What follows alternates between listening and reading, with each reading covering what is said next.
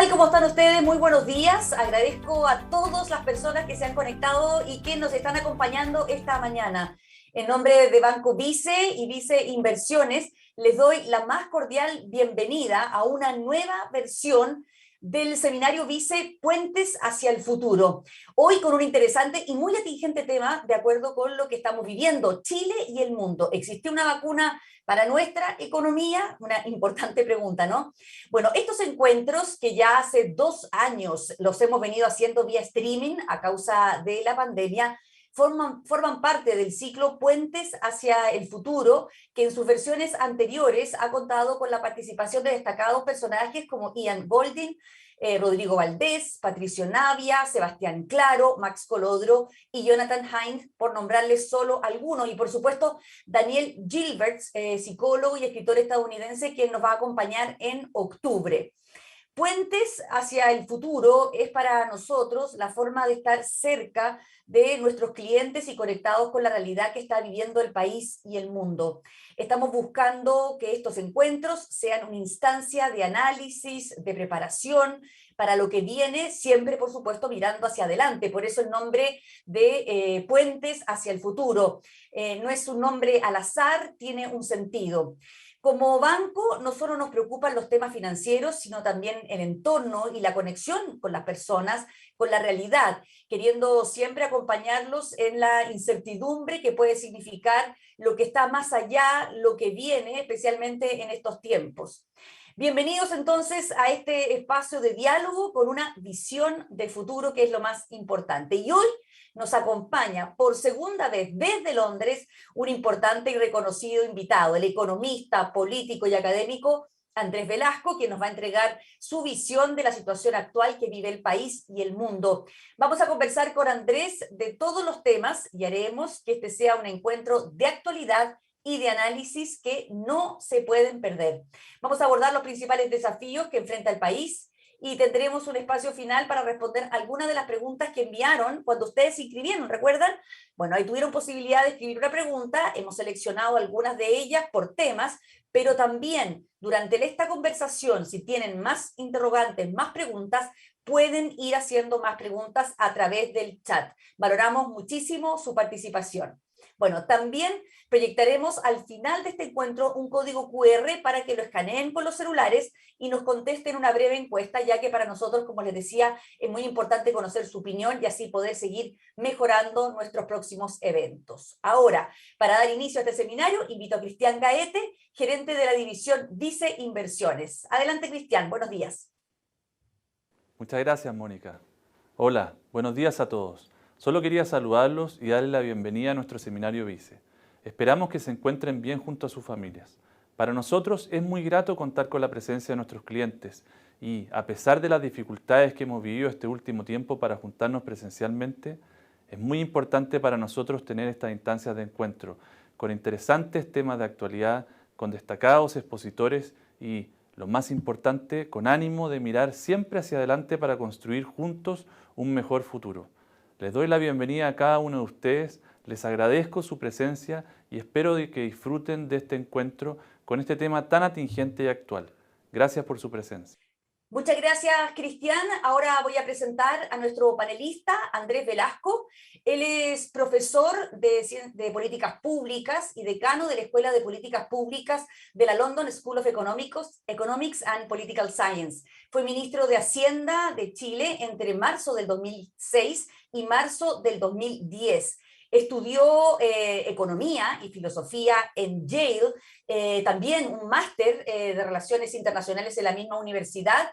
Es doctor en economía por la Universidad de Columbia y fue postdoctoral fellow en economía y política de Harvard y MIT. Es autor además de casi 100 artículos académicos, de varios libros también y de 2 novelas. Es columnista regular del Project Syndicate y de varias publicaciones nacionales. Dejo con ustedes a Andrés Velasco. Bienvenido, Andrés. Buenos días a todos y a todas. Gracias, Mónica. Gracias a los amigos de Vice por esta invitación. Y por supuesto no nos va a faltar de qué hablar, porque el mundo está muy movido, Chile está más movido aún. Esperamos venir saliendo de la pandemia y esto trae algunas buenas noticias, pero también, por supuesto, muchas dudas y mucha incertidumbre. Lo que propongo hacer, Mónica, si te parece, es no extenderme demasiado para que podamos conversar. Me imagino que tú más de alguna pregunta vas a tener y también para que podamos dejarle espacio a las preguntas del público. Pero en los minutos que vienen me quiero centrar en 3 asuntos, partiendo por el mundo y, por supuesto, aterrizando en Chile. Quiero partir con un par de reflexiones sobre dónde está la economía y la política mundial. Obviamente, solo en eso nos podríamos quedar varias horas o varios días, pero trataré de hacerlo de un modo más o menos sucinto.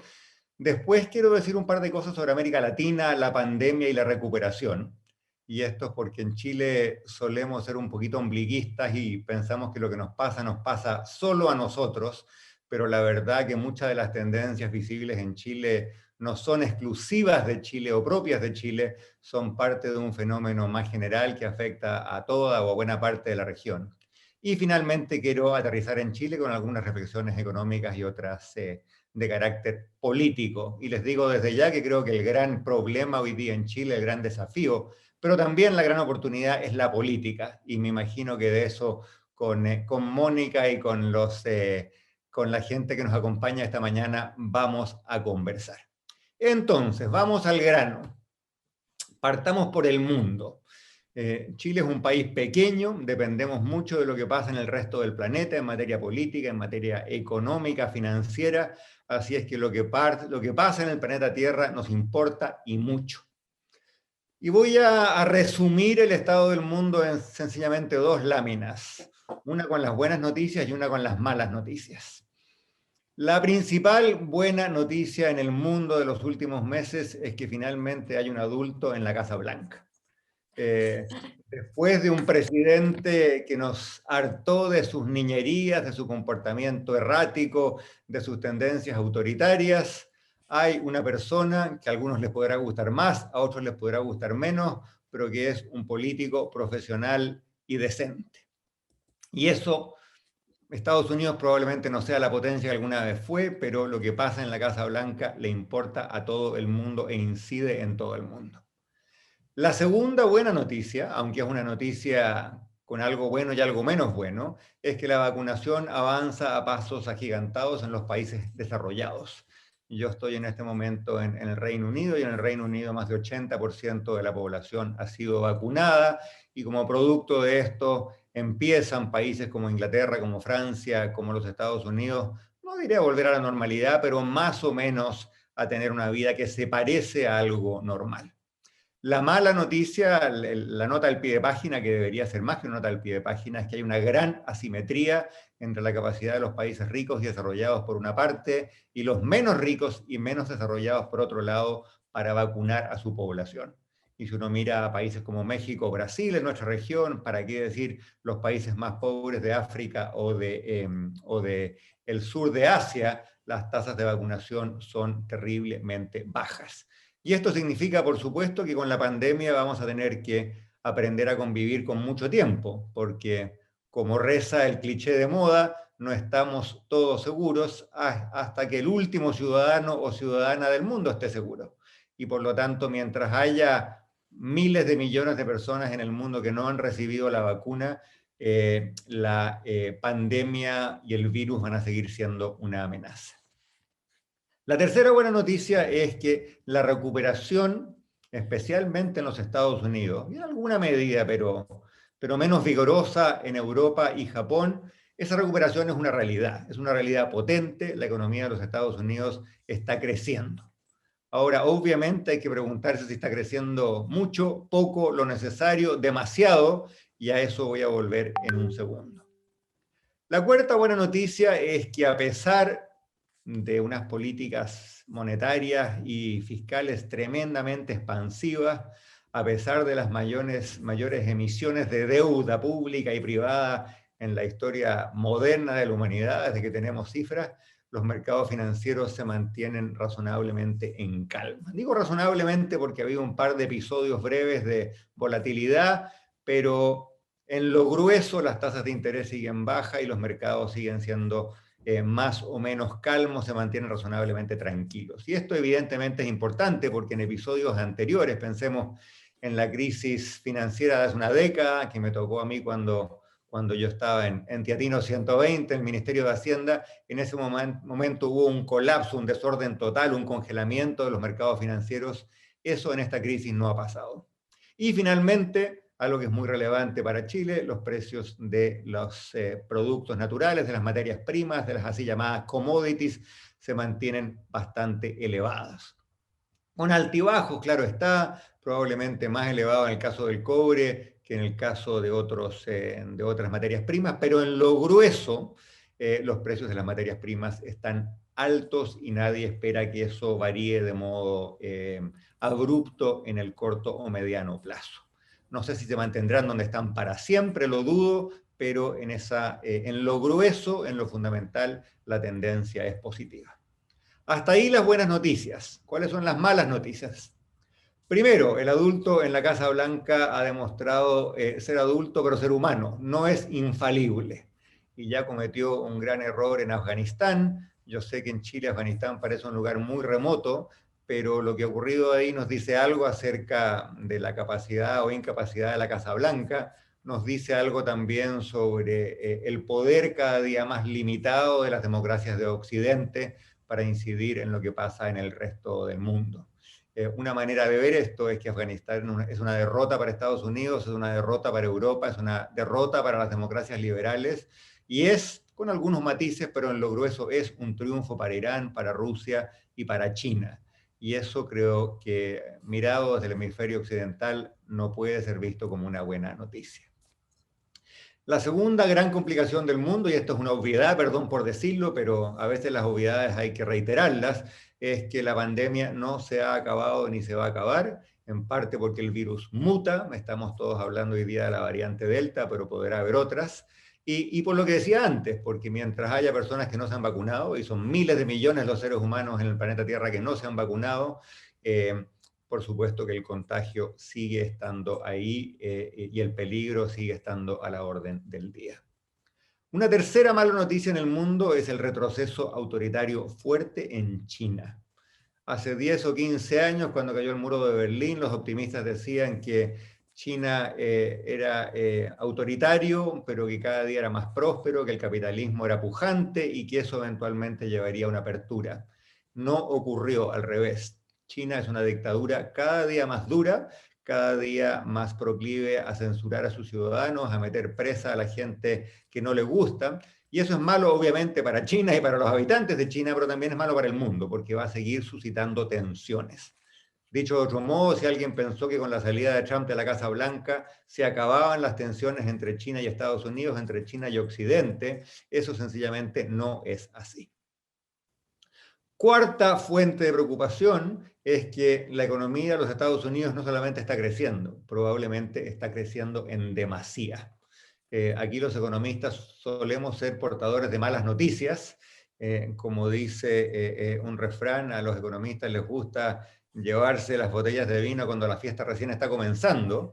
Bueno, es posible que en el caso de Estados Unidos la economía haya consumido demasiado vino, o por decirlo de modo más académico, es posible que la combinación de políticas monetarias y fiscales muy expansivas esté cerca de provocar un resurgimiento de la inflación, y encantado de hablar de los tecnicismos, pero dejo sencillamente el titular. La preocupación está, y está no solamente en observadores conservadores o de derecha, la Universidad de Chicago. Yo estuve ayer y antes de ayer en un seminario por Zoom con gente como Larry Summers, el ex secretario del Tesoro, demócrata, con Olivier Blanchard, el ex economista jefe del FMI, personas más bien identificadas con la centroizquierda, y ellos ven con mucha preocupación lo que está pasando en materia de expansión, en materia de sobrecalentamiento y en materia potencialmente de inflación. Esto también, y esta es la quinta preocupación que quiero manifestar, es que en la medida que los bancos centrales compren deuda a cambio de dinero, a cambio de reservas, el resultado neto es que la deuda de los países avanzados se vuelve cada día más de corto plazo. Y en tiempos tranquilos eso no le importa a nadie, pero en tiempos turbulentos el día de mañana ese puede ser una gran debilidad. Ojo también que la deuda se ha cortado mucho en plazo en países de la región, especialmente en Brasil. Y hay algunos que empiezan a pensar en una potencial crisis de la deuda en los mercados emergentes. Y cuando se piensa en ese peligro, no digo que estemos ahí, pero potencialmente se piensa en países como Turquía, Indonesia y entre otros Brasil. Y finalmente, los expertos en el mercado financiero que nos acompañan saben muy bien que mañana comienza el famoso evento de Jackson Hole, donde se reúnen los banqueros centrales. Mañana a alguna hora habla el presidente de la Reserva Federal. Y la gran duda es qué tan rápido va a ser capaz la Reserva Federal de reducir las compras de activos, de normalizar la política monetaria. Y por supuesto el temor es si esto se va a hacer de modo pacífico, tranquilo, o si va a traer remesones, altibajos y temblores, como los que han ocurrido otras veces cuando la Reserva Federal puso el pie en el freno y sacó el pie del acelerador. Hay varios episodios en los últimos años en que eso ocurrió y perfectamente podría volver a ocurrir en los próximos meses o en el próximo año. Eso, Mónica, en cuanto al panorama mundial, podría seguirme extendiendo, pero lo dejo hasta ahí. América Latina, brevemente, para ir de lo más grande a lo local. En América Latina hay que partir diciendo que tuvimos una mala pandemia. Como región hemos tenido una mala pandemia. Eso parece una contradicción, por supuesto, porque las pandemias por definición son malas, pero no todos los países del mundo se vieron afectados por igual. De los 20 países del mundo con las mayores muertes, con el mayor número de muertes por millón de habitantes, 6 de los 20 están en América Latina. Perú, Brasil, Argentina, Colombia, Paraguay y México. Perú es el número 1 del mundo, Brasil es el número 8 del mundo, y así sucesivamente. Chile no está en esa lista, Chile está más abajo. No digo que hayamos tenido una gran pandemia, pero el desempeño en materia de contagios y de fallecimientos en el caso de Chile es menos dramático que el de Perú, Brasil, Argentina y otros países de la región. Pero el dato básico es que 6 de 20 es casi un tercio, y evidentemente América Latina no representa un tercio de los países del mundo, y por lo tanto América Latina está groseramente, grotescamente, dolorosamente sobrerepresentada en el grupo de los países donde más gente ha fallecido producto de la pandemia, proporcional, por supuesto, al tamaño de la población. Y eso nos indica las dificultades que la región ha tenido para lidiar con esto, y voy a regresar a ese punto en un segundo. El crecimiento de América Latina se vio brusca y abruptamente afectado el año 2020 producto de la pandemia. Esto es una obviedad, de nuevo, el crecimiento cayó en todo el mundo, pero hay que hacer ver que algunos de los países de la región estuvieron entre los países del mundo donde el colapso de la producción fue mayor. Lo pueden ver ahí, lo puse en rojo. En Chile, como todos sabemos, el PIB se contrajo cerca de 6%, pero en Argentina se contrajo en torno a 10, en México más de 8, en Perú más de 11. Es decir, hubo muchos países de la región donde los colapsos de la producción estuvieron, y por supuesto del empleo, estuvieron entre los más grandes del mundo. Y la verdad es que esto refleja dos realidades, y lo voy a mencionar porque son realidades que no han desaparecido todavía. Primero,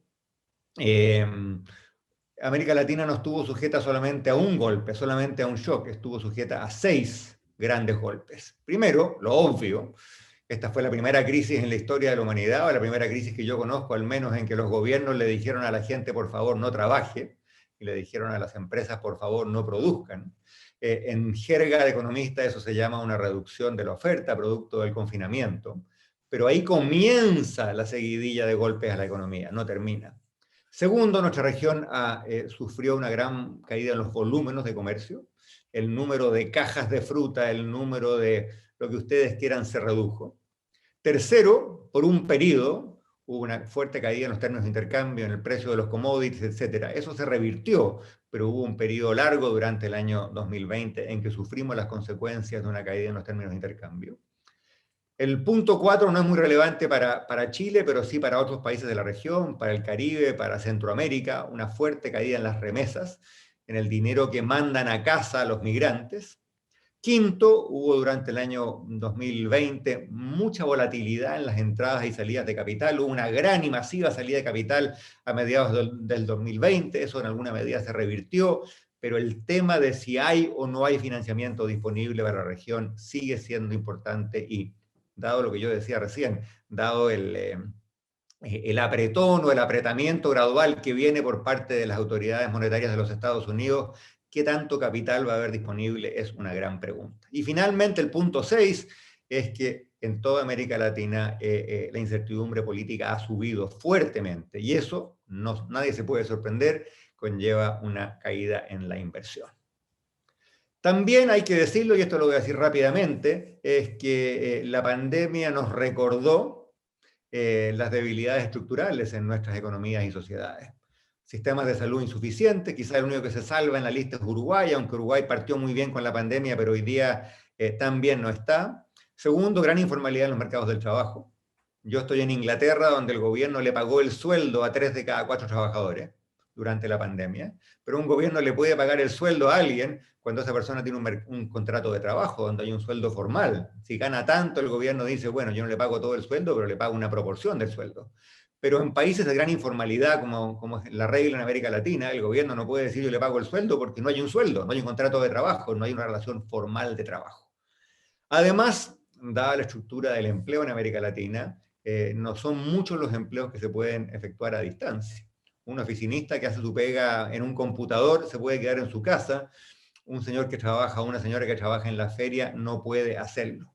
Y esto significó que hubo mucha gente que se quedó sin trabajo, y esto obviamente significó también una merma en los ingresos de las familias y de las personas. Hubo bajo cumplimiento del confinamiento en muchos países. Hubo 2 presidentes en la región de Brasil y México que pensaban que la pandemia era un invento, que era una conspiración de los medios para perjudicarlo, y por eso Brasil y México están tan mal en los índices de contagio y en los fallecimientos. Y finalmente, con la excepción de Chile, había una lenta vacunación en la región y eso nos ha afectado y nos va a seguir afectando, de nuevo, por lo que decía anteriormente. Es importante hacer ver que esta crisis fue distinta a las anteriores y lo sigue siendo, porque con la excepción de Chile hace 10 años, cuando a mí me tocó estar en Hacienda, en general las crisis traían contracciones fiscales, apretones fiscales en la región. La región no se podía seguir endeudando, los gobiernos se quedaban sin plata, los bancos centrales no se atrevían a bajar la tasa de interés y por lo tanto las acciones de los gobiernos eran contractivas y magnificaban el golpe inicial. Esta vez fue muy distinto. No solo Chile, sino que varios otros países, Brasil, Perú, Argentina, en alguna medida Colombia, reaccionaron a la crisis con políticas fiscales muy expansivas, muy expansivas. Lo que fue bueno, evidentemente, era necesario, es lo que hicieron también los países ricos, pero una de las preguntas es, bueno, ¿en qué medida ahora corresponde sacar el pie del acelerador? ¿Qué tan sustentable y sostenible es esto? ¿Cuánta deuda se ha acumulado? Etcétera, etcétera. Y lo mismo con las tasas de interés que cayeron muy fuertemente en la región, pero ya empezamos, en el caso de Chile es un ejemplo, no es el único, Brasil es otro caso, ya empezamos un ciclo de alzas de tasas de interés graduales, por supuesto, partiendo de muy abajo con tasas de interés del Banco Central cercanas a cero, pero este ciclo también fue muy distinto al de crisis anteriores. Hay una buena noticia, los bancos centrales tuvieron espacio para actuar, pero también una gran pregunta, ¿qué tan rápido se va a deshacer este gran estímulo monetario que los países han tenido y han seguido aplicando? La recuperación, y aquí me meto más en la coyuntura, va a tener 2 características. La recuperación va a ser rápida, lo que no es muy sorprendente cuando una empresa cerró porque la gente no podía ir a trabajar. Bueno, si la empresa reabre y la gente va a trabajar, la producción de esa empresa va a subir mucho. En términos de la jerga de los economistas, la base de comparación es muy baja y por lo tanto no hay que entusiasmarse demasiado cuando uno ve cifras de crecimiento muy grandes. Aquí están los guarismos esperados de crecimiento para el año 2021. Chile aparece como alguno de los países en la región que más crece, pero bueno, Perú también crece mucho, en alguna medida porque Perú cayó mucho. Dicho de otro modo, no van a ser muchos los países de la región en los cuales el PIB, la actividad económica, el empleo a fines del año 2021 recupere los niveles que tenía a fines del año 2019. Eso quizás ocurre en Chile, podría ocurrir probablemente en Brasil, en el resto de la región. A fines de este año la economía va a seguir sustancialmente por debajo de los niveles que tenía a fines del 2019. Y eso nos revela una situación que sigue siendo difícil. Y para el 2022, la proyección es una proyección de crecimiento que se vuelve mucho más lenta. Por lo tanto, lo que hemos tenido hoy día en Chile, en el resto de la región, no es crecimiento, ojo, es recuperación. La pizzería se cerró, la pizzería se volvió a abrir, está produciendo con suerte las mismas pizzas que producía año y medio atrás, pero evidentemente eso no es más crecimiento, más empleo, es sencillamente recuperar lo perdido. En materia de crecimiento futuro, hay que tener muy claro es que la región, y esto también se aplica plenamente a Chile, en materia de crecimiento futuro, la región no tiene perspectivas demasiado positivas. ¿Por qué? Primero porque ningún país de la región, quizás México en algún sentido, pero muy limitado es la excepción, ha crecido mucho desde que se acabó el boom de los recursos naturales, y eso ocurrió hace 6 o 7 años atrás, porque tenemos viejos problemas como el lento crecimiento de la productividad y la poca diversificación de las exportaciones, y porque además las cicatrices de la pandemia nos traen nuevos problemas. Hay sectores que van a declinar y eso siempre trae conflicto. Es evidente que partes del comercio, los restaurantes, la hotelería, el transporte aéreo no van a ser lo que fueron. Hay sectores que se achican, sectores que crecen, pero lo que suele ocurrir es que la destrucción de empleo en los sectores que caen es mucho más rápida que la creación de empleo en los sectores que suben, y eso trae desempleo, trae pérdida de ingresos, trae dificultades en el corto plazo. Además, hay que tomar en cuenta que hay muchos países en los cuales las empresas salen muy endeudadas de esta crisis. Claro, mientras las tasas de interés sean bajísimas, al menos las tasas del Banco Central sean muy bajas, esa deuda es relativamente manejable, pero hay que una pregunta, un interrogante es en la medida que las tasas de interés suban, bueno, las empresas van a poder manejar y vivir con esas deudas. También hay que tomar en cuenta que una fuerza laboral que estuvo un año y medio en su casa, y una juventud que estuvo un año y medio ausente de las aulas escolares, universitarias, es probablemente una fuerza laboral que perdió destrezas, que perdió conocimientos y por lo tanto que se volvió menos productiva. Y eso también va a incidir en el menor crecimiento. Y finalmente, la baja inversión, ya lo dije, por causas en alguna medida económicas, pero también políticas, incide fuertemente.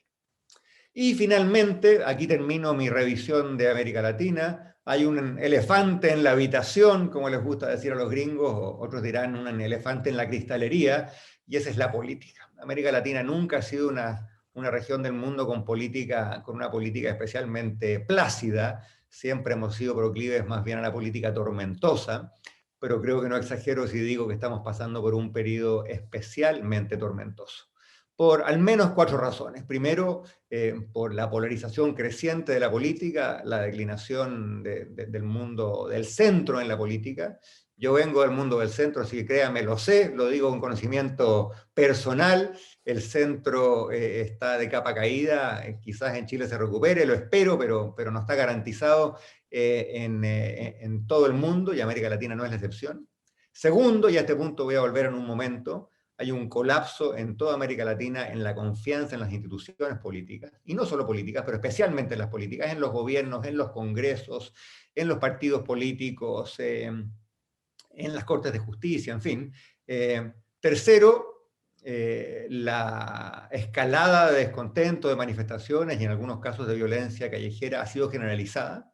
Aquí también en Chile muchas veces hablamos como si lo que ocurrió a fines del 2019 fuese único y peculiar de Chile. No es así. Hubo manifestaciones muy parecidas y las sigue habiendo hasta hace muy poco en Colombia. También hemos visto algo parecido en Perú. Y menciono a Chile, Colombia y Perú porque han sido países que en los últimos años han tenido un desempeño económico superior al resto de América Latina. También en Bolivia, por razones más o menos distintas, las hubo anteriormente también en Brasil. Es decir, el fenómeno del descontento, las manifestaciones, la violencia callejera, no es un fenómeno exclusivamente chileno, es bastante más generalizado. Y además América Latina está entrando a un proceso eleccionario con elecciones de resultado muy incierto, con elecciones muy competitivas en Chile, obviamente, pero también en Colombia en mayo del próximo año y en Brasil en en octubre del 2022. Y tanto en Colombia como en Brasil, estas prometen ser elecciones muy, muy reñidas y muy polarizadas, con candidatos de la izquierda dura y de la derecha dura, y con un resultado bastante incierto. Finalmente, Chile. No es que quiera dejar a Chile para el final, ni que Chile sea menos importante, todo lo contrario, pero creo que es bueno partir de un contexto internacional porque eso nos permite dimensionar lo que está pasando en Chile. Reitero, muchas veces pensamos que lo que pasa en Chile pasa solamente en Chile, y para bien y para mal no es así. Me imagino que Mónica, que la gente que nos acompaña esta mañana va a tener muchas preguntas sobre Chile. Así es que en vez de extenderme, quiero marcar tres énfasis, quiero realzar tres puntos, y después lo abrimos, Mónica, a un diálogo y a la conversación con el público. Perfecto.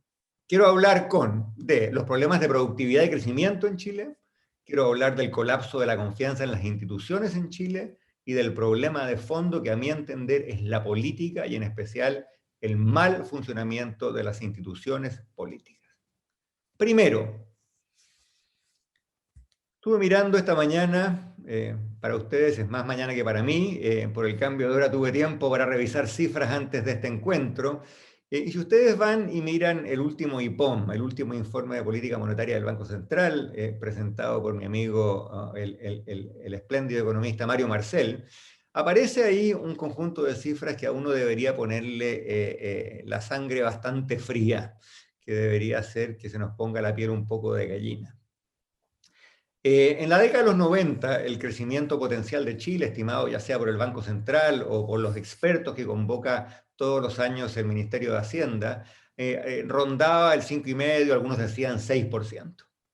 En la primera década del siglo XX, en la época que a mí me tocó ser ministro, variaba un poco todos los años, pero las estimaciones del Banco Central y de los expertos convocados por el Ministerio de Hacienda rondaban el 4,5%, algunos decían 5%, otros decían 4,3%, 4,4%, pero en todo caso el rango estaba en los 4%, y en algunos años buenos incluso cercano a 5 o más de 5.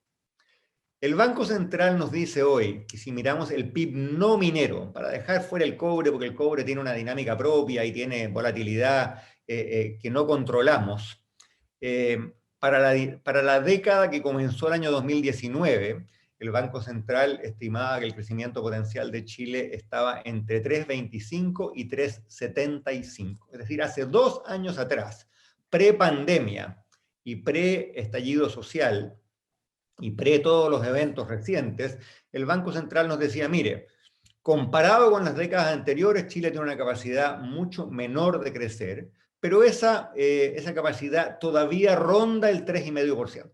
3,5% para un país que es de ingresos medios altos como Chile, era una cifra bastante inferior a la histórica, pero eso no debe sorprendernos. Pero digámoslo así, 3,5%, 4% son todavía cifras que están en el mundo, en el terreno de lo aceptable, o al menos de lo concebible. El Banco Central nos dijo en su último informe que para la década que comienza este año, la década que corre desde el 21 hasta el 30, el crecimiento potencial en Chile es inferior al 3%. Y el punto medio de ese rango es bastante inferior al 3%. Estamos en el 2 y algo. Es decir, en un par de décadas Chile perdió entre la mitad y 2/3 de su capacidad de crecer. Y esto no es un tema de derecha o un tema de izquierda, este debe ser un tema de todos y de todas. Uno le puede dar a esto lo que yo podría llamar una interpretación de derecha. La derecha diría, bueno, Chile perdió el apetito por las reformas estructurales, había que seguir abriendo la economía, había que seguir haciendo A, B, C, D. Y también uno le puede dar a este problema lo que uno podría llamar una interpretación más progresista, más de izquierda, que la falta de diversificación productiva, la falta de un papel más activo del Estado en la creación de nuevos productos, de nuevos sectores, la falta de un apoyo más decidido del Estado a la diversificación, ha impedido que la economía tenga nuevas exportaciones y crezca. Me imagino que la gente que nos escucha, algunos preferirán la primera interpretación, otros preferirán la segunda interpretación. Yo creo que ambas tienen algo de cierto, aunque creo que el tema de la diversificación productiva es muy, muy serio. Pero el punto básico es el siguiente. Lo voy a repetir, Mónica, para que no se nos olvide. En un par de décadas, Chile perdió más de la mitad de su capacidad de crecer. Y si me pongo pesimista, perdimos 2/3 partes de nuestra capacidad de crecer. Y esto no es un asunto de derecha, ni de izquierda, ni progresista, ni conservador, sin una capacidad de ser más productivos. Todo el resto de la discusión, que es muy importante, sobre inclusión social, sobre igualdad, sobre derechos, se queda con un pie cojo, se queda con una dificultad importante. La segunda cosa que quiero recalcar en Chile, y este es un asunto del cual a mi entender no se habla lo suficiente, es que en Chile hace tiempo que la confianza en las instituciones viene cayendo, pero en los últimos años, y cuando digo en los últimos años, digo en los últimos 3 o 4 años, esa confianza sencillamente colapsó. Aquí hay un gráfico tomado de la encuesta CEP-Mori. Las cifras de la encuesta del CEP dicen exactamente lo mismo, así es que esto no es una peculiaridad de una encuesta versus la otra. Si miramos, por ejemplo, los partidos políticos, el porcentaje de personas que dicen tener algo o mucha confianza en los partidos políticos está bajo el 5%. El número de personas que dicen tener mucha o algo de confianza en el Senado está en torno bajo el 10%. El Poder Judicial bajo el 15%.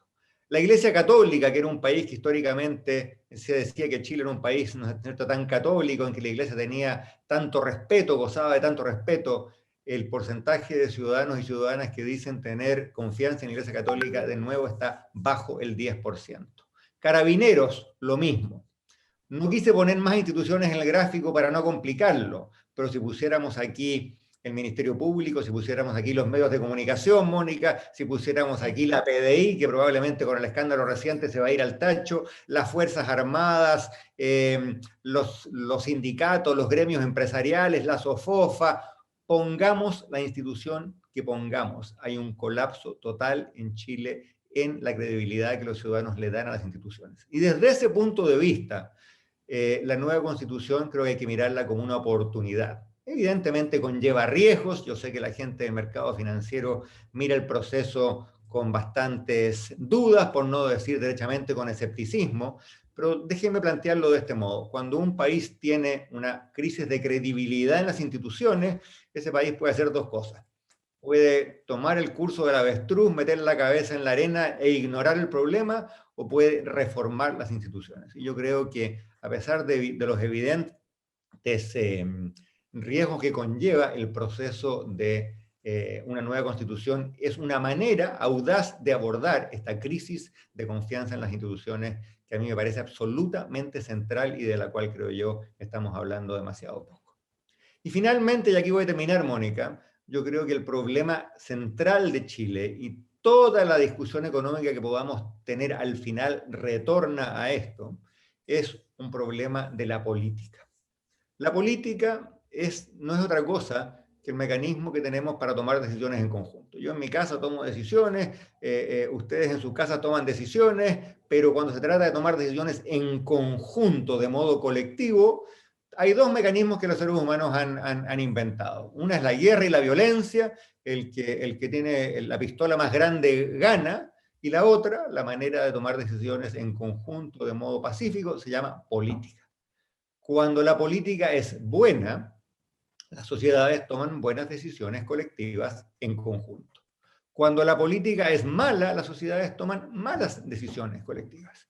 Y creo yo que el hecho más patente que nos revela el deterioro de la política en Chile es la incapacidad que hemos mostrado en el último año para tomar buenas decisiones colectivas durante una crisis como es la crisis de la pandemia. Cuesta imaginar una decisión más torpe, más mala desde el punto de vista de la distribución del ingreso, más injusta, más miope que los retiros de los fondos provisionales. Chile pasó 3 décadas consolidando su situación fiscal precisamente para tener el espacio fiscal para hacer frente a crisis como las que nos tocó hace 10 años, con la gran crisis financiera internacional, y como esta. Chile ha sido en alguna medida la envidia de América Latina porque junto con Perú éramos países que teníamos deuda pública por debajo del 25% del PIB y por lo tanto Chile tenía el espacio fiscal para hacer frente de modo muy audaz, muy decidido a la pandemia.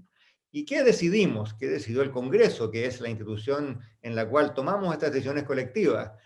Decidió que, en una primera instancia al menos, las familias tendrían que rascarse con sus propias uñas, echando mano a sus propios fondos. Con lo cual, hay varios millones de personas que hoy día no tienen fondos provisionales en su AFP y por lo tanto su futura jubilación está en entredicho. Me puedo quedar en el tema técnico, pero el tema fundamental es una mala decisión que nos indica el mal estado de la política. Y aquí termino, Mónica. Creo que el problema no es de los políticos. Es muy fácil decir, bueno, es que los políticos son cada día más así o más asá. Los políticos responden a los incentivos, se comportan del modo que les conviene dadas las reglas del juego. El problema es que las reglas del juego de Chile hoy día no dan para más. Y mi última transparencia, Mónica, es esta. La política se puede resumir en tres grandes nudos, en tres grandes conjuntos de decisiones. Primero, el régimen político, si el país es presidencial o es parlamentario o es alguna cosa entre medio.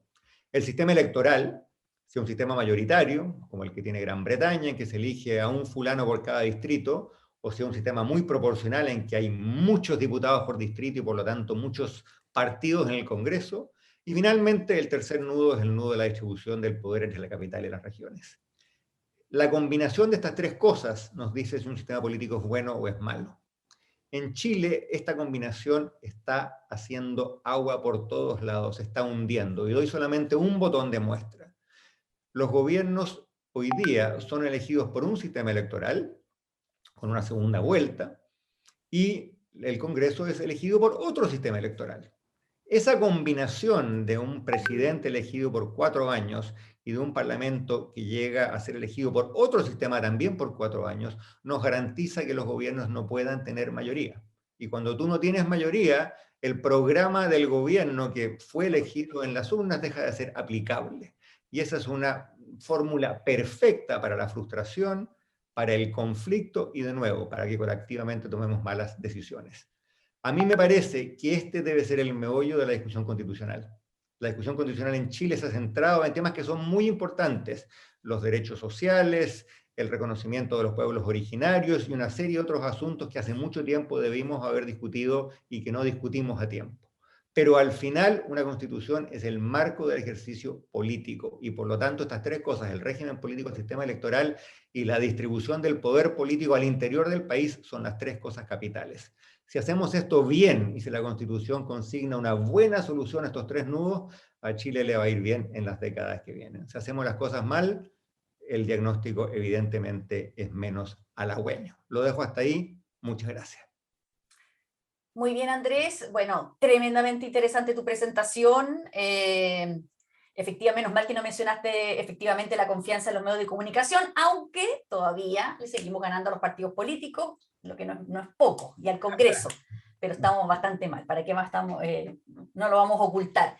Ahora, o sea, todo lo que has planteado en términos de Chile es tremendamente atractivo para comenzar a preguntarte, pero quiero, antes que todo, aprovechar tu perspectiva global. Tú estás en Londres, ves al mundo desde otro punto de vista, y yo creo que para todas las personas que han unido hoy día a Banco Vice a escucharte, en el fondo creo que tienen que aprovechar esa perspectiva que tú nos das desde fuera, a pesar de que me muero de ganas de preguntarte todo lo que hablaste sobre Chile. Pero partamos desde la perspectiva global. Tú hablabas de que la actividad global ha mostrado una recuperación desigual entre regiones.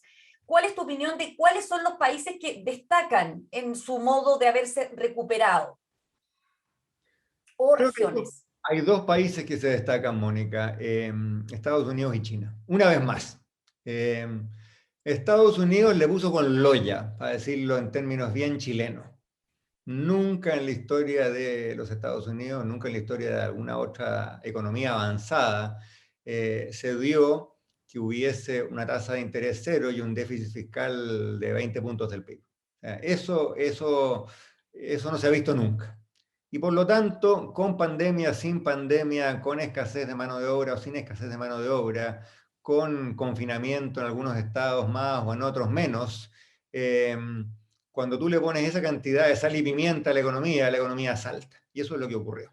Y por lo tanto, Estados Unidos está exhibiendo tasas de crecimiento de la actividad muy fuertes, una recuperación abrupta del empleo, señales de escasez de mano de obra, etcétera, etcétera. Esa es una buena noticia. Evidentemente, cuando la economía anda bien y genera empleo después de una crisis como la que vivimos, nadie se puede lamentar.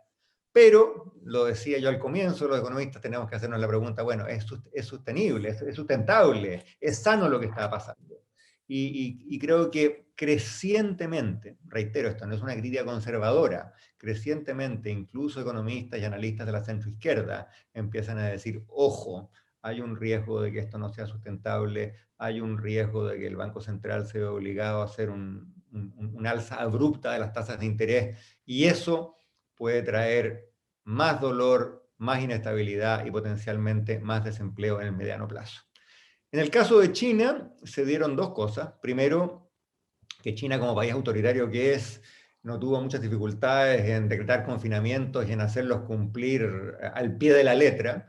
Y segundo, China ha demostrado en años recientes que tiene mucha capacidad también, lo demostró en la crisis hace 10 años atrás, para también ponerle con loya en cuanto a estímulos fiscales, monetarios, creación de crédito. Además, en China hay muchos bancos estatales, así que el gobierno levanta el teléfono y le dice a los bancos, presten, repartan plata, chiquillos, para que la economía crezca.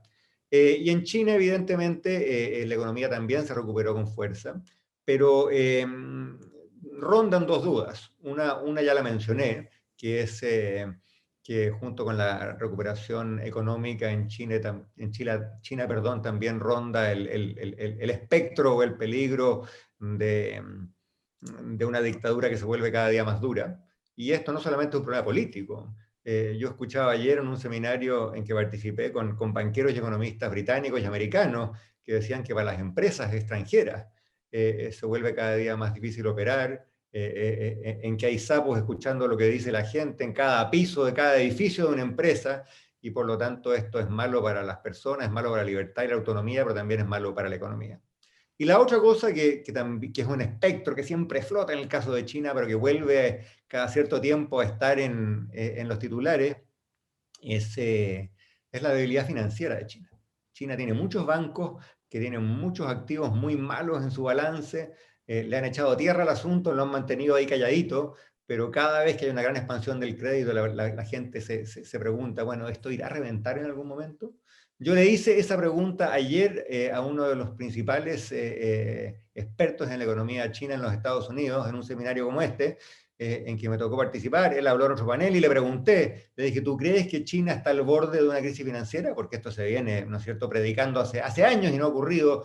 Y él me dijo, creo que más temprano que tarde en China va a ocurrir una crisis financiera.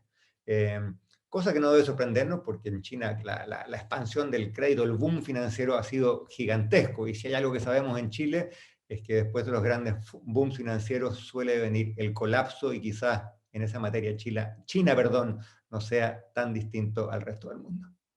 Andrés, tenemos muchísimas preguntas, faltan 5 minutos para las 10 de la mañana acá en Santiago, así que tenemos poco tiempo. Voy a tratar de ir haciéndote mezclada, ¿no? Todo lo que yo estoy preguntando, básicamente estoy tratando de representar la audiencia que te ha estado viendo durante esta mañana y las preguntas que mandaron previamente.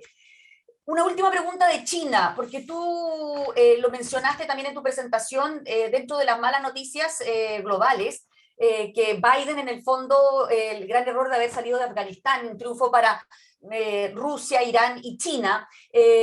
Nosotros acá en Chile, increíblemente, estamos siguiendo con mucha cercanía lo que está ocurriendo en Afganistán. Ha habido muchísima cobertura, así que estamos bien informados. Y lo que yo leía básicamente es que Biden había tenido que primero tomar la decisión de concentrarse en su pelea con China y dejar, digamos, Afganistán de lado, dándole este triunfo a China. Uno piensa, cuando tú hablas de que China cada vez está más autoritario, uno dice, ¿esto irá a ser para siempre? Las posibilidades de un estallido político en China, ¿hay alguna posibilidad? ¿Y cómo eso nos afectaría a nosotros, siendo que China es el principal comprador de cobre de nuestra economía? Mónica, esa es una muy buena pregunta, y si yo tuviese una muy buena respuesta te la daría, pero no la tengo. Creo que, perdón por la obviedad, pero China es un país difícil de auscultar, Sí, especialmente de en el leer. occidente. Pero me atrevo a decir dos cosas. Primero, el sueño de una China que se liberaliza en lo político en la medida que se vuelve más próspera en lo económico, ese sueño desapareció. No sé si desapareció para siempre, pero esta década al menos la dirección del cambio es la contraria.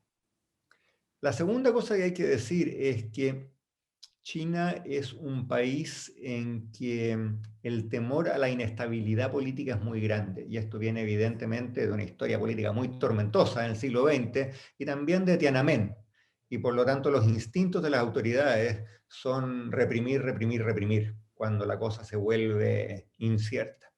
Tercero, y esto es un tema que nos retrotrae a Afganistán, es la observación de que China no es un país de una cultura o de una religión. Es un país que en su sector occidental tiene otras etnias que no son las principales etnias chinas, y además tiene una importante población musulmana. Y por lo tanto, una de las preguntas que la gente se formula hoy es: ¿China gana o pierde con lo que pasó en Afganistán? Por un lado gana, porque si Sí. China piensa que su adversario es Estados Unidos y el adversario salió debilitado, bueno, si mi adversario perdió, yo gano. Por otra parte, es bastante probable que Afganistán vuelva a ser una fuente de insurgencia y, por qué no decirlo, de terrorismo islámico. Y por lo tanto, China ve con mucha preocupación que el día de mañana insurgentes chinos busquen en las autoridades de Afganistán, o sencillamente en las montañas no gobernadas de Pakistán, un lugar, una fuente de financiamiento, una fuente de apoyo para traer esa inestabilidad a China. Por lo tanto, lo que ha pasado tiene para China algo de dulce, pero también algo de agraz. Y por lo tanto pone otra señal de interrogante sobre el futuro político de China. Y por último, en el ámbito global, ¿cómo ves tú los precios de las commodities, especialmente de las materias primas del cobre? Dos reflexiones. Si uno piensa que las materias primas a mediano plazo se rigen por la oferta y la demanda real, por la cantidad de empresas que compran cobre para hacer cañerías o alambres, en la medida que China y Estados Unidos sigan creciendo fuerte, y eso no va a variar, lo más probable es que el precio de las commodities siga siendo bastante robusto. Sin embargo, y este es el sin embargo, y quizás sea algo menos obvio, hay cada día más evidencia de que las commodities tienen un ciclo vinculado a la economía real, al empleo, a la producción de las empresas, pero también tienen un ciclo financiero. Hay gente que invierte en commodities como un mecanismo de especulación, y que por lo tanto los precios de los commodities están muy vinculados a la tasa de interés, y en especial a lo que hagan las autoridades monetarias en los Estados Unidos. Hay un escenario, no es de alta probabilidad, pero hay un escenario en el cual este periodo, este proceso de contracción monetaria, no es realmente una contracción, pero el gradual apretamiento de las condiciones financieras que probablemente anuncie Powell a partir de mañana, si eso trae inestabilidad, si trae saltos súbitos en la tasa de interés, si trae problemas de liquidez en ciertos mercados, eso podría tener un impacto en los precios de los commodities. Y en ese escenario, el cobre probablemente no salva inmune, algo le pegaría. Pero como digo, no es un escenario de alta probabilidad, pero yo lo pondría en la lista de las cosas que hay que seguir observando. Muy bien, ya, vamos a pasar directamente a Chile, a la situación nacional, porque mucho de lo que tú contabas, como tú ves el mundo, se representa muy bien en Chile, y uno de los temas fundamentales de lo que se está conversando ahora es de la inflación, del aumento de la inflación. Básicamente, el 1 de septiembre se vota, es la primera votación respecto del cuarto retiro en la Comisión de Constitución de la Cámara. El presidente del Banco Central, Mario Marcel, a quien tú mencionaste, ha dicho claramente que ese es uno de los principales amenazas a la recuperación económica, porque podríamos entrar en un sobrecalentamiento económico, si es que ya no lo estamos, con una inflación disparada. Y justo hoy día escuchaba cómo han evolucionado, por ejemplo, los salarios, que han subido en torno al 2%, pero con una inflación del 3%, en el fondo el aumento de los salarios de los chilenos es negativo. Y eso distorsiona en el fondo la capacidad de los chilenos de abastecerse, de comprar sus cosas, y también se ve con preocupación cómo la oferta de puestos de trabajo sigue creciendo, pero la gente no postula, las aplicaciones bajan a esos puestos de trabajo. Toda esa situación entre bonos, IFES, no sé si tú lo quieres separar, cuarto retiro, ¿cómo ves tú? Y el tema de la inflación, que es una de las preguntas que más están en el chat de esta mañana de los clientes Vice. Tremendos temas todos, Mónica. Yo los separaría en dos discusiones distintas. Los retiros son una mala idea, por muchas razones que van más allá de la inflación y que parten antes de la inflación. Los retiros son una mala idea porque los gobiernos existen para que la gente reciba ayuda en momentos de crisis. Y el gobierno de Chile se demoró en iniciar esas ayudas. Hasta el mismo presidente ha admitido que en sus inicios fue lento, pero también si uno mira el consolidado de los gastos, es cierto que Chile, desde el punto de vista fiscal, ha hecho un esfuerzo importante y ese esfuerzo se acaba de extender. Por lo Perdón, tanto, Andrés, que te interrumpa un segundo ahí. Tú, cuando haces tu presentación de Chile, dices que los retiros de los fondos provisionales fue una pésima idea, pero ahí tú hablabas de los políticos. Yo me pregunto qué responsabilidad tuvo el gobierno en demorar esas ayudas que tú mismo comentabas ahí, que había trabajado varias administraciones, incluyendo la que tú mismo fuiste ministro de Hacienda, en tener una fortaleza fiscal de modo de enfrentar estas crisis precisamente. ¿Ahí se cometió un error clave al demorar las ayudas? no me cabe ninguna duda que el gobierno llegó tarde. El ex ministro de Hacienda, posteriormente candidato presidencial, lo dijo con todas sus letras. Así es que al constatarlo hoy creo que no estamos sorprendiendo a nadie. Pero a mi entender, esa no era ni es una justificación para los retiros. ¿Por qué? Porque si efectivamente el Parlamento tenía la convicción, que en ese momento era la correcta, de que el gobierno tenía que gastar más plata, el Parlamento podría haber usado las mismas triquiñuelas que usó para aprobar los retiros para presionar al gobierno que gastara más. A fin de cuentas, el Parlamento no tenía, voy a usar un término técnico, la iniciativa de ley necesaria para aprobar un cambio en las normas previsionales y se encontró una manera de hacerlo. Bueno, el Parlamento también puede haber dicho, bueno, me voy a poner a buscar una manera de presionar al gobierno para que gaste más, ¿no es cierto? Que es eventualmente lo que pasó, ¿no es cierto? Todos sabemos que eventualmente el sistema político logró, no por la misma vía, pero se generó una presión tal que hizo que el gobierno gastara más y creo que al final el tamaño del paquete fiscal estuvo y está entre los más grandes de América Latina. Por lo tanto, lo que quiero decir es lo siguiente, incluso si estamos de acuerdo, y creo que tú y yo lo vamos a estar, que el gobierno llegó tarde, eso no excusa las malas decisiones del Parlamento, porque el Parlamento Perfecto. pudo haber actuado de modo audaz, pudo haber actuado de modo exigente, pero en otra dirección. Ahora, la inflación, vamos a la inflación. En Chile está pasando lo que está pasando en muchas partes del mundo. Por un lado, hay una fuerte expansión fiscal y monetaria. Y por otro lado, la oferta sigue restringida porque hay gente que todavía no puede salir a trabajar, hay confinamiento parcial, pero lo sigue existiendo, hay dificultades logísticas, hay algunos bienes que es difícil encontrar. Y por lo tanto, no hay que estudiar mucha economía para entender que si la demanda está muy pujante y la oferta está restringida, bueno, los precios van a subir, ¿no es cierto?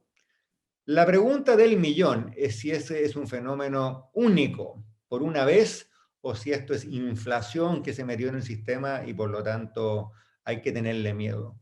Yo no veo hasta el momento, lo reitero, yo no veo hasta el momento indicaciones de que en Chile hay un rebrote inflacionario definido como algo duradero, definido como algo que nos debe preocupar por varios meses.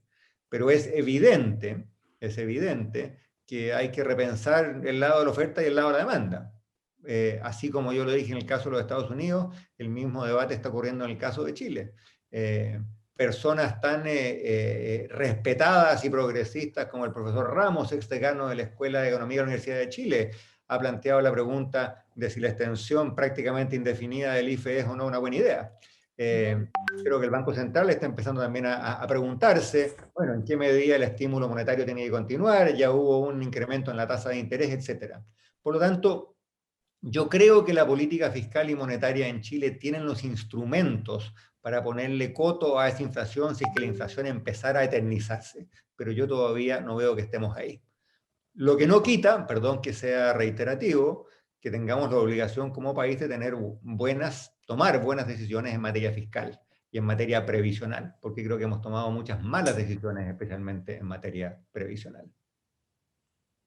Perfecto, te voy a pasar ahí justamente a otro tema que tiene que ver con eso, con los IFES, ¿no? El 30 de septiembre, el ministro de Hacienda Cerda tiene que presentar el presupuesto 2022, perdón, y se dice que tendría que aplicarse la mayor reducción histórica del gasto fiscal. A ti te tocó una situación parecida cuando fuiste ministro de Hacienda antes de entregarle el gobierno al presidente Piñera.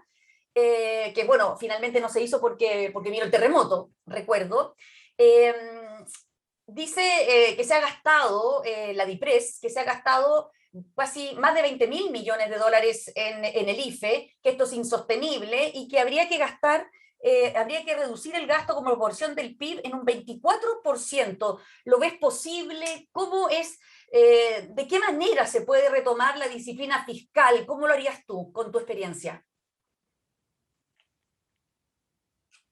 La buena política fiscal, Mónica, tiene dos etapas. Hay que saber cuándo pisar el acelerador y hay que saber cuándo sacar el pie del acelerador. Exacto. Y quizás Pero parece que ahora no se puede sacar porque la presión electoral es tan fuerte que ¿quién va a sacar los IFES? Es que yo creo que hay dos asuntos distintos. Incluso si no hubiese elecciones, siempre sacar la pata del acelerador es difícil porque, bueno, la gente te pide este año lo que tuvo el año pasado. Te doy un ejemplo. Nosotros el año 2009 construimos cerca de 200.000 viviendas sociales, cuando históricamente en Chile se construían 50 o 60.000 al año. Bueno, cuando llevamos el presupuesto del 2010 al Congreso, todos los parlamentarios nos decían, pero bueno, ¿cómo es posible? ¿Cómo van a ser menos casas? Y eso tiene una cierta lógica, ¿no es cierto? Hay necesidad de construir más casas y por lo tanto dar la mala noticia de que uno va a construir menos casas nunca es fácil. Pero, y este es el punto importante y progresista, precisa y exactamente para que la política fiscal esté disponible para ser usada en tiempos difíciles, hay que sacar el pie del acelerador cuando los tiempos se vuelven menos difíciles. Ese es un principio, creo que ese principio hay que respetarlo. La dificultad práctica, y es aquí donde el demonio está en los detalles, es en decidir, bueno, ¿cuándo se acabó la emergencia? Yo creo que por un lado, la discusión que estamos teniendo, las preguntas que tú me acabas de formular, las preguntas que hizo el público, revelan que estamos ya en otra etapa. Si estamos hablando de sobrecalentamiento, si estamos hablando de dificultad en encontrar mano de obra, estamos hablando de escasez de ciertos bienes, es evidente que la economía ya no está colapsada. Está recuperándose en algunos sectores más, en otros sectores menos. Para alguna gente el bolsillo se ha recuperado, para otras familias el bolsillo dolorosamente no se ha recuperado, pero es evidente que ya no estamos donde estábamos hace un año. Y por lo tanto la discusión acerca de qué tan rápido sacamos el pie del acelerador tiene que darse. Una última reflexión. Se tiene que dar pronto. ¿Tú cómo lo ves la urgencia de aquello? Porque aquí están muy preocupados de eso. A ver, yo creo que dejemos lo electoral fuera por un segundo y hablemos solo si de... es que se pudiera, claro. Por eso, pero solo ordenar la discusión, porque si metemos todo en el mismo saco, la historia se complica. Encantado hablo de política, pero solo va a partir por la economía. Es evidente que el impulso fiscal el próximo año no puede ser comparable al actual. No hay razones económicas y no hay bolsillo y ni espaldas económicas para que eso sea así. También es cierto que cuando tú pisaste el acelerador mucho, no puedes pisar el freno de repente porque el auto se va a ir en banda, vas a perder el control. Por lo tanto, exclusivamente desde el punto de vista fiscal y de manejo de la economía, esa sacada del pie del acelerador y esa gradual presión en el freno tiene que ser gradual. Eso significa que probablemente todas las ayudas fiscales y todos los gastos de emergencia, incluyendo cosas como viviendas sociales, no pueden terminar de un año para otro. Lo que sí debe ocurrir, y es aquí donde el calendario electoral se mete y complica la vida, es que las familias, las empresas y los mercados financieros tengan un horizonte, puedan decir, oiga, si el año 2021 se gastó 10, bueno, el año 2022 se gastarán 5 y el año 2023 se gastarán 2,5. El problema hoy es que no tenemos ese horizonte. Se puede gastar un poco más o un poco menos el próximo año. Lo que nadie sabe es cuál es el horizonte, porque nadie sabe evidentemente cuál es el próximo gobierno. Y por lo tanto, la combinación de crisis, salida de la pandemia e incertidumbre política es lo que hace que la respuesta a tu pregunta sea tan difícil y también porque los mercados financieros evidentemente están bastante nerviosos. Mira, te voy a aprovechar de preguntar sobre, ya que estamos hablando de las próximas elecciones como parte de la incertidumbre, aquí hay una pregunta del público que dice, básicamente, habiendo escuchado los planteamientos de política económica expuestos por los candidatos presidenciales, no todos tienen programa, pero hay varios importantes que sí ya lo han dicho. ¿Cuál crees tú que será el mejor escenario y cuál el peor entre los que tendremos que desenvolvernos durante los próximos 4 años?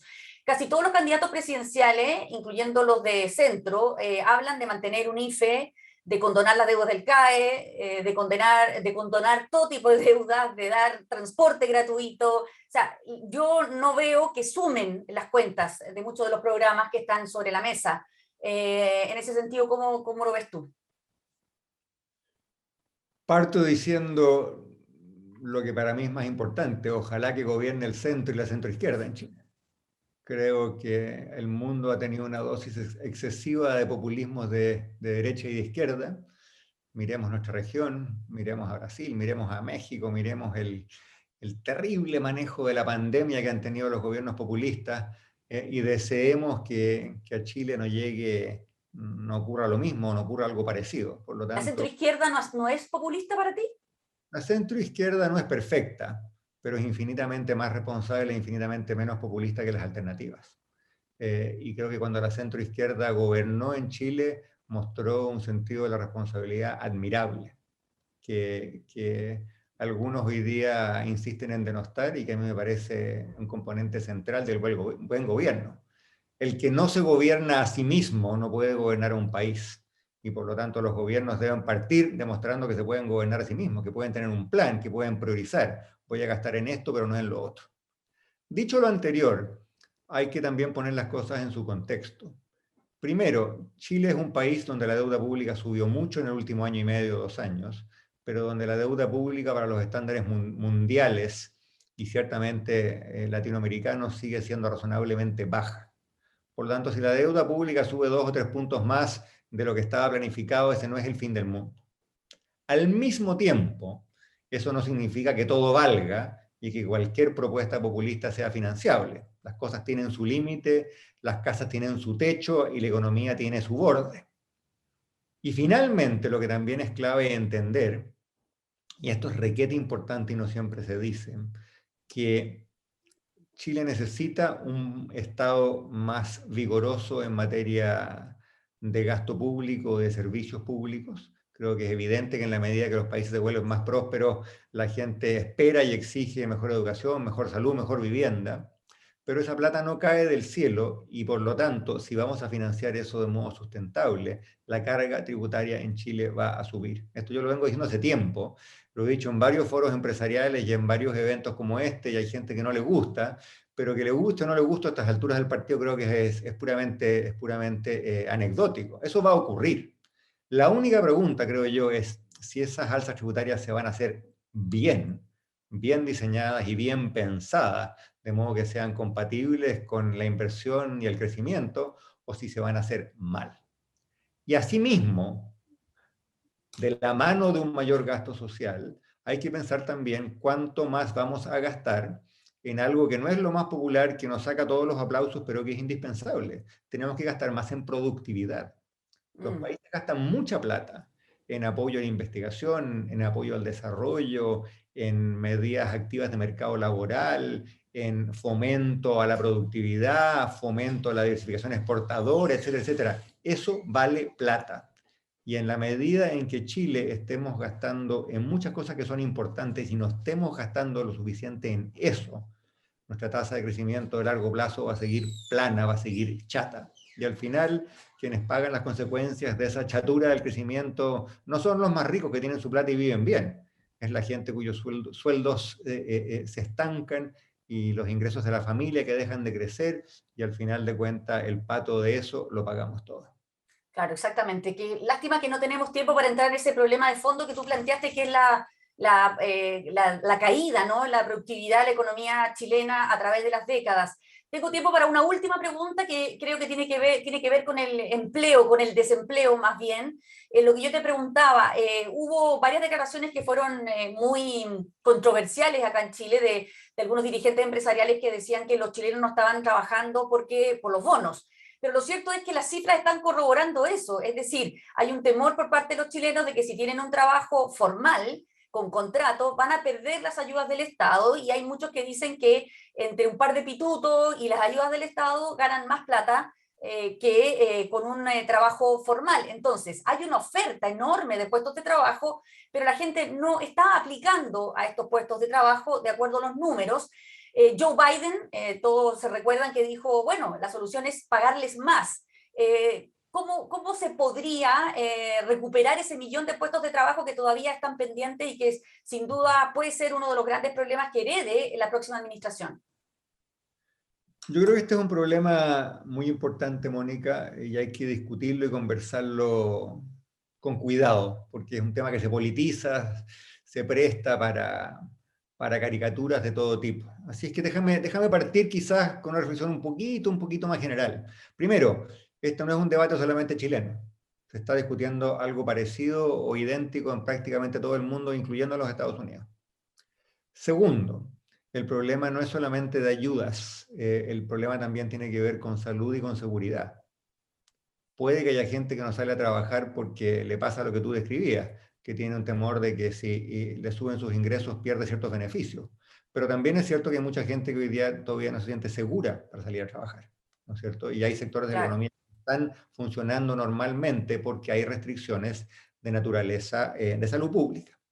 Tercero, este es un problema que hoy día, o una tensión que hoy día se manifiesta de modo más marcado, si tú quieres, pero es un problema de larga data en Chile.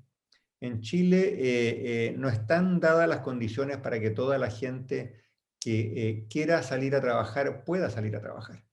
Incluso en los momentos más bollantes de la economía, apenas 40-42% de las mujeres en edad de trabajar tenían un trabajo. Y eso tiene que ver con dificultades en el cuidado infantil, en el acceso a las cunas, en el transporte público, en el crecimiento poco armónico de la ciudad, que los trabajos quedan muy lejos de la casa, en fin. Y en último punto, Mónica, creo que también hay que poner esto en perspectiva de un problema más grande, y es que los robots vienen. Eh, un problema del cual Chile creo que hablamos razonablemente poco, pero deberíamos hablar mucho más, es que estos distintos remesones, la pandemia, el estallido social y ahora la recuperación tan incierta, van a ocurrir en un momento en que muchas de las fuentes de trabajo tradicionales para la clase media chilena, eh, ya sea cajero en un banco, conductor de un bus, conductor de un taxi, van a desaparecer, no mañana, pero en la próxima década. Y por lo tanto, el desafío para la política social, el desafío para el diseño de las reglas del mercado del trabajo es gigantesco. Y yo aquí me preocupo, porque creo que este es un asunto, vuelvo a lo que decía al comienzo, que se politiza muchísimo, en que la SOFOFA pone el grito en el cielo por ciertas cosas, la CUT pone el grito en el cielo por ciertas otras, a poco andar las redes sociales explotan y muy pocas veces tomamos de nuevo decisiones sensatas en materia colectiva. Por ejemplo, tenemos que repensar nuestros programas sociales, precisamente para que no ocurra lo que dices tú, Mónica, que hay gente que prefiere trabajar en negro y sin contrato por temor a perder los beneficios. Eso no es un problema únicamente chileno, es un problema mundial. Y hay distintos países que han diseñado sus sistemas de seguridad social de distintas maneras, de modo que puede haber en tiempos normales, no digo en pandemia, ayudas generosas del Estado que sean compatibles con el empleo. En Chile hay un serio problema de desempleo femenino y juvenil, por los problemas que yo mencionaba recién, porque es difícil trabajar jornada parcial, porque es difícil desplazarse de la casa a la pega y viceversa. Ahí también hay un problema grande de diseño. ¿Qué tan difícil o qué tan fácil es trabajar jornada parcial? Tener un banco de horas, trabajar los lunes y los miércoles, pero no los jueves y los sábados. En fin, todo eso es un tremendo tema pendiente en Chile, que hace 10, 15 años la gente que se preocupa de estas cosas dice deberíamos discutirlo, hay que repensarlo, hay que revisitarlo. La pandemia ha sido una experiencia difícil, dolorosa, traumática. Quizá un subproducto positivo para ver por ahí un rayito de sol es que nos lleve a reconsiderar y a repensar estos temas que son re grandes y respecto de los cuales me temo hemos tenido una muy, muy mala discusión. Y quiero terminar brevemente con una última pregunta del chat, porque se repite muchísimo. ¿Qué oportunidades ves para invertir en Chile en estos momentos? Y para terminar con una nota un poco más optimista. Mira, yo no soy ni inversionista ni me dedico a eso, así que probablemente no soy la persona más preparada o adecuada para responder esa pregunta, pero me tiro al agua con un par de reflexiones que van a ser más estructurales que coyunturales. Por un lado, creo que es evidente que en el mundo va a haber una reconfiguración del comercio. El comercio tradicional del mall, de la tienda que da a la calle, se va a contraer y las nuevas formas de comercio, incluyendo el comercio digital, va a crecer mucho, mucho, mucho. Eh, la gente que nos está escuchando probablemente ha visto las cifras de crecimiento del empleo de Amazon, el boom de las empresas de comercio digital, en fin. Creo que este es un sector que está creciendo mucho en Chile, pero creo que es un sector en el que está relativamente subdimensionado respecto a lo que es en otras partes del mundo. En Londres, si yo en la mañana estoy leyendo el diario y veo un libro que me interesa comprar, me puedo meter a Amazon y tener ese libro en mi casa antes de las 5 de la tarde. Claro. Antes de las 5 de la tarde. ¿Ya? En Chile, no sé cómo estará en este momento, pero la última vez que yo traté de hacer un pedido por internet, no estoy hablando de cosas de supermercado, estoy hablando de comprar, no sé, un Sí, mueble, de comprar una juguera, de comprar una tostadora. No llega en 24 horas, ni en 48, ni en una semana, ¿no es cierto? Creo una que semana. claro, ahí creo que una brecha bastante grande. La otra cosa que es re importante, de nuevo, también saliéndose un poco de la coyuntura, y otro tema del cual deberíamos hablar más, pero no estamos hablando lo suficiente, junto con todos estos otros remesones del mercado del trabajo, junto con la robotización, etcétera, en Chile estamos en medio de un proceso abrupto, muy marcado de envejecimiento de la población. Lo que es una buena noticia, ¿no es cierto? Estamos viviendo más, nos estamos muriendo menos, y ese es un logro de cualquier país y también es un logro de Chile. Pero esto trae nuevas necesidades, ¿no es cierto? Es evidente que el sector salud, el sector cuidados de la tercera edad, el sector, de nuevo, servicios a domicilio, transporte para la tercera edad, hay una serie de nuevo, lo veo en Gran Bretaña. La cantidad de servicios, de productos disponibles para las personas que no se pueden desplazar porque están postradas, por ejemplo. Es decir, hay toda una industria que en Chile está empezando a surgir, que en los países desarrollados es muchísimo más grande y más pujante, que tiene que ver con eso, básicamente con la estructura etaria de la población. Chile es un país que dejó de ser un país joven, la política está cada día más joven y yo lo celebro, pero la población está cada día menos joven y eso va a tener consecuencias importantes de las buenas y de las no tan buenas para la economía, pero ahí también puede haber interesantes oportunidades para el cambio y para la inversión.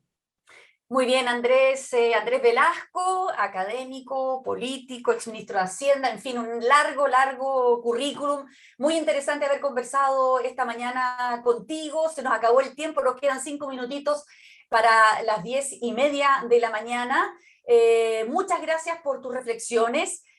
Yo despido aquí esta conducción porque para finalizar los voy a dejar con ustedes al gerente de la División de Corporaciones del Banco Vice, el señor Robert Puvogel. Así que muchas gracias por habernos acompañado. Buenos días.